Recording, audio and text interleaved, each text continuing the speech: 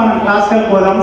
డప్పులో ఎన్ని వరుసలు ఉంటాయి, ఎన్ని తాళాలు ఉంటాయి, ఇవి మన డప్పులను తీసుకుపోయి మృదంగం మీద, తబలాల మీద, లేకపోతే నాదే ముందు పుట్టిందని చాలా మంది విమర్శలు చేస్తూ ఉంటారు. కానీ మనిషి పుట్టినప్పుడు డప్పు పుట్టింది, మనిషి పుట్టినప్పటి నుండి ఈ ఆధునికీకరణ చెందింది. కాబట్టి మొట్టమొదటిగా ఈ సంగీతానికి ఒక అమ్మ ఉందంటే అది ఒక డప్పు మాత్రమే.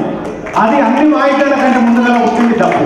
అందులో మనకి కొంచెం క్లాసికల్ మనం పాల వరుసలు ఉంటాయి. 7 పాల వరుసల్లో మొదటిది తత్త క్రితత తుత, తత్త క్రితత తుత, తత్త క్రితత తత్తత కుతత్తత కుతుంత, తదిగినత తదిగినత తదిగినతం, తదిగినత తదిగినత తదిగినతం.